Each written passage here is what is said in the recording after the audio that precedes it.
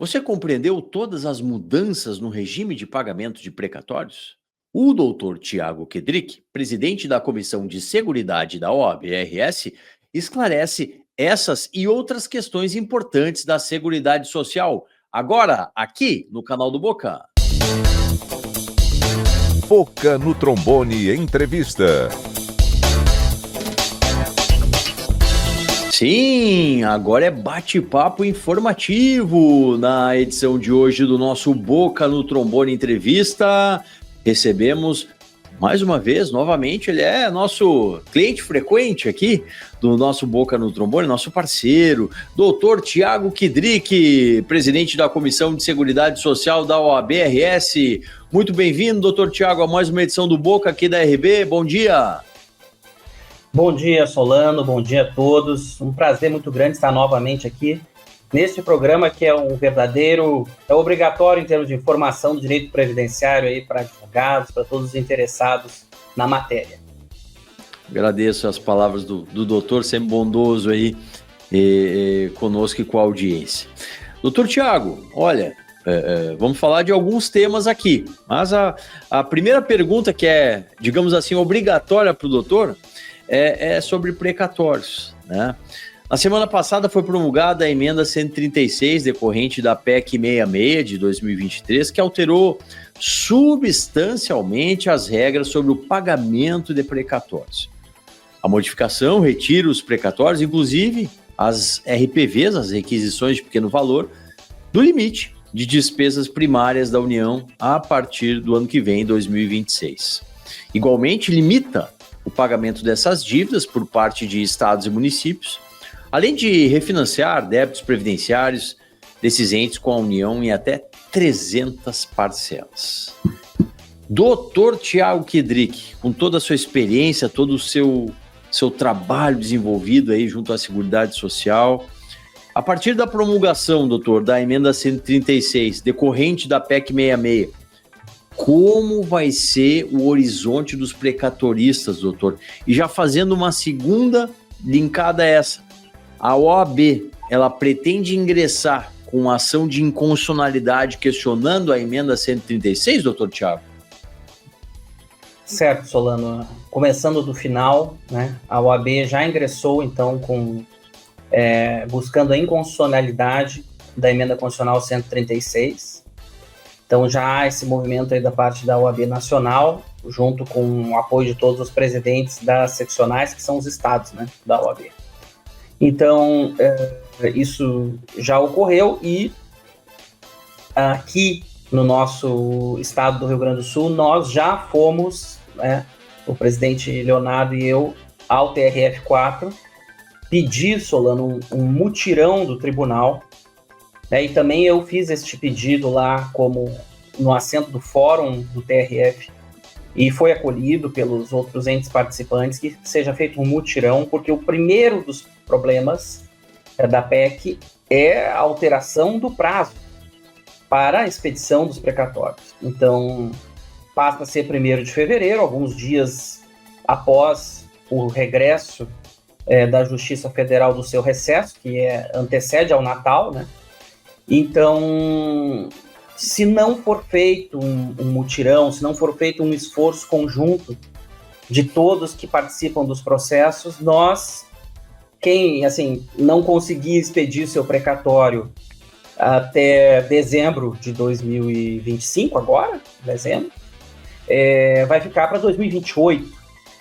2028, Solano. Então, temos aí pessoas idosas, temos aposentados, pensionistas, e essa alteração do prazo coloca em risco o recebimento desses precatórios antes de 2028.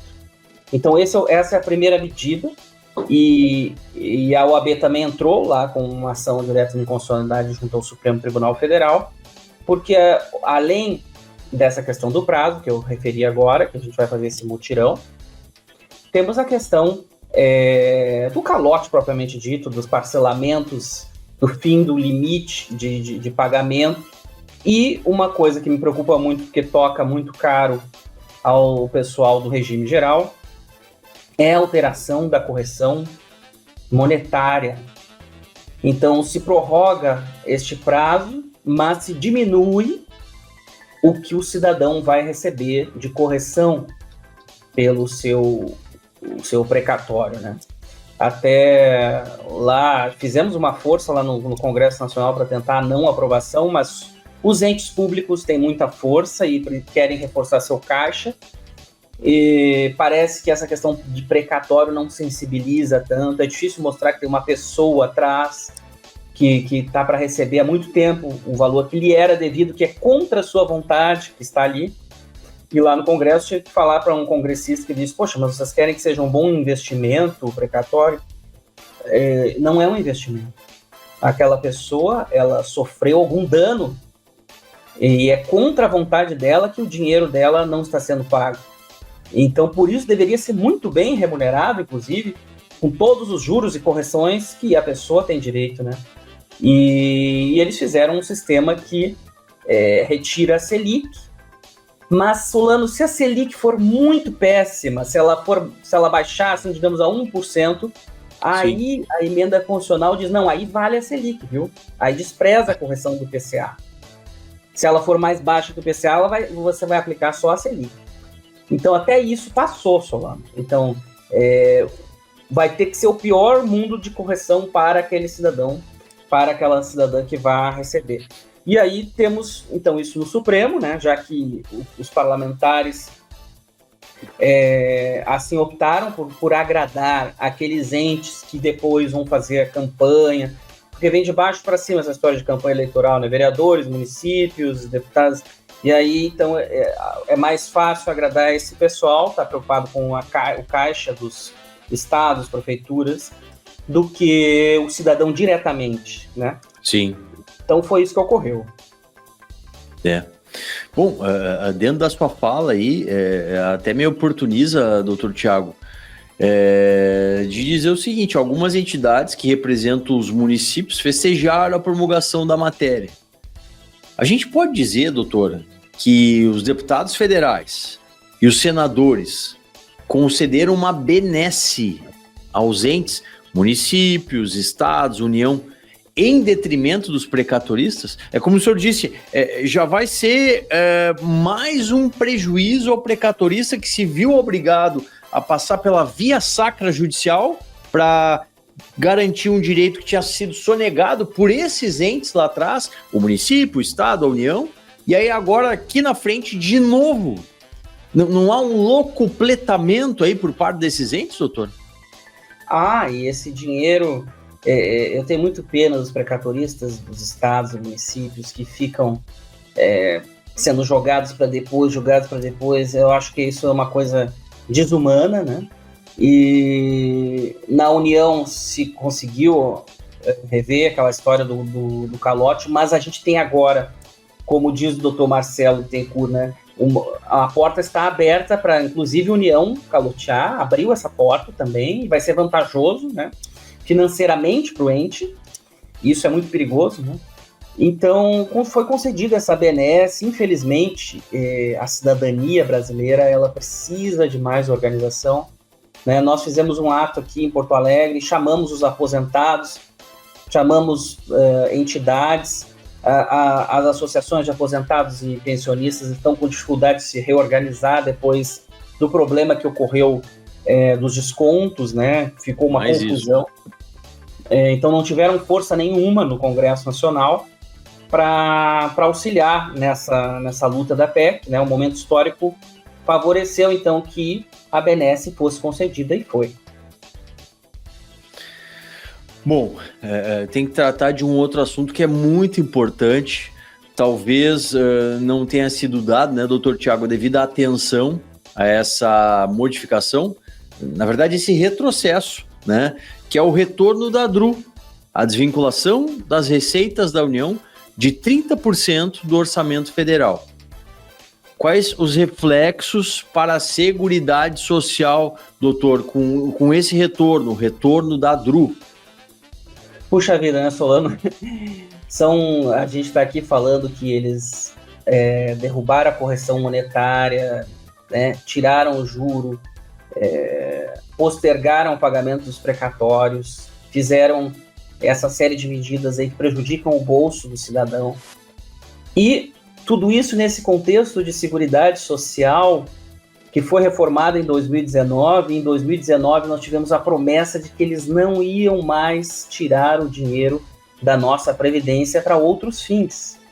E a DRU acabou, então, com a reforma da Previdência, essa desvinculação, porque, vejam, a Seguridade Social no Brasil, ela arrecada perto de R$1 trilhão, às vezes passa de R$1 trilhão, é muito dinheiro de arrecadação, né? Agora, com a reforma tributária que foi feita, gradativamente, eles vão transformar as contribuições sociais, COFINS vão terminar medidas, contribuições sociais que eram utilizadas para financiar o contexto da Seguridade.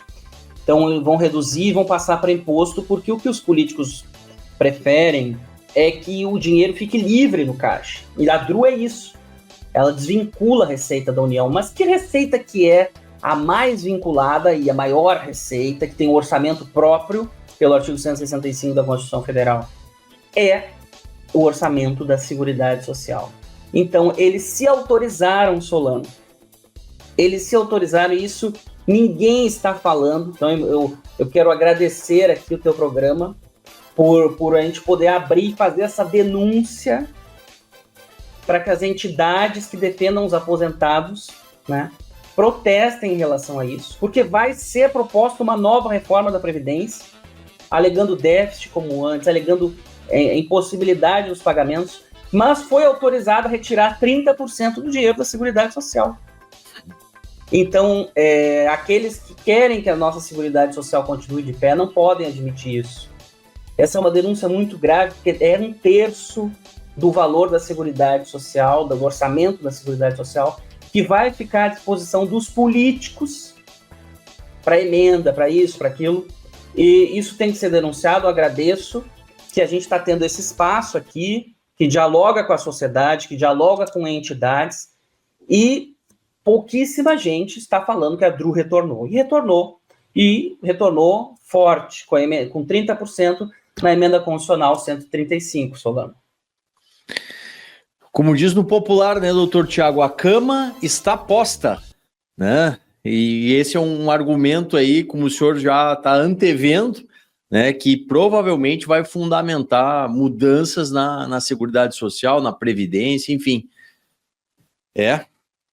Tá complicado. A gente está conversando com o doutor Tiago Kedrick, ele que é presidente da Comissão de Seguridade Social da nossa OAB-RS, falando sobre os temas, né, os temas da Previdência, da Seguridade. O doutor também quer fazer um alerta aos segurados e seguradas sobre o uso da plataforma pacífica, doutor Tiago. Quais são os prejuízos ao segurado e à segurada ao utilizar esse tipo de serviço, doutor Tiago?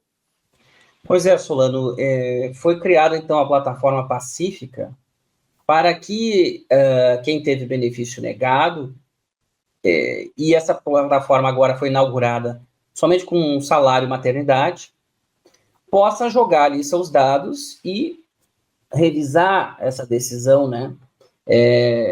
Com base na inteligência artificial, e isso foi criado sem a participação da OAB. Então, eu fico me perguntando, e aquela pessoa que está com o processo em andamento, que acumulou atrasados, como vai ser isso? Porque eles vão expandir para todos os benefícios, Solano. Isso é só o início. Sim. Então, eu já quero aqui participar com você, colega advogado que está assistindo, com também você segurado que está assistindo, que tem essa noção de cidadania, de que o seu direito deve ser respeitado na maior forma possível, de que, por exemplo, alguém que já está com um processo correndo juros com advogado constituído, como vai funcionar se ele jogar os dados lá para dentro? Isso não foi informado por ninguém. E esse robô, será que ele vai ter um julgamento com toda a cautela que um exame de um profissional jurídico terá? Então, isso é mais uma provocação. Eu acho que a advocacia tem que estar fiscalizando isso, né? Mas a ideia não é passar por isso que a OAB não foi chamada, não é passar pelo advogado, mas como existe essa questão dos processos em andamento, acho que existe um argumento plausível para que a gente participe e verifique. E também verifique, na prática, como vão vindo essas pessoas que vão entrando nesse portal e vão lançando ali os seus pedidos, como vai ser o julgamento dessa inteligência composta aí por também diretrizes da Advocacia Geral da União, que foi alimentando o programa, para ver onde nós vamos parar em relação a isso, né? A ideia deles é que a pessoa não busque na justiça, Solano, que jogue ali. E aí, será que ela vai ter o melhor julgamento? Será que ela vai receber todo o valor que ele tem a receber? Como ocorre quando um advogado com cuidado examina do início ao fim o direito do segurado? Acredito que não. Acredito que podemos até verificar, e o advogado tem que ser um fiscalizador disso, porque, como disse a Constituição, nós somos essenciais ao funcionamento da justiça. Então, fique esse alerta em relação à pacífica, e acho que a OAB já está se articulando para tentar entrar, mas está sendo colocado de lado, né? Assim como foi barrado o nosso projeto de reserva dos honorários. Sim. Também a OAB, na questão dos descontos dos aposentados, a OAB também só entrou no final, ainda porque pediu para entrar naquele acordo que foi feito, né, Solano, para a devolução desses débitos feitos aos aposentados. Então, estou vendo com preocupação todo esse quadro. É precatório que não quer ser pago, ou que quer ser diminuída a correção. O professor Emerson Lemes fez um cálculo, Solano, de diferença de correção em um ano, do precatório que durasse um ano, de 20% no sistema que era o antigo ou que já está valendo agora. Ou seja, essa desvalorização do que a pessoa vai ter a receber no processo, ali somado a isso, retirada dos valores através da DRU, da Previdência Social, e também a própria reforma tributária, Solano, que agora está colocando as garras de fora, né? O projeto complementar à reforma tributária está avançando aí de tributação dos lucros dos escritórios de advocacia, que vão representar, em média, 40% de imposto para os advogados e advogadas. Então, esse quadro, Solano, nós não podemos ficar parados, nós temos que alertar a população e nos organizar como advogados, e todos que defendem a Seguridade Social e quem defende os direitos de quem também defende o segurado. Fala, turma! Gosta de conteúdo jurídico? Então aqui, o canal do Boca no Trombone é o espaço para você. E ainda, você pode mandar a sua dúvida e ser respondido por um dos nossos especialistas. Mas tem de seguir. Te inscreve agora!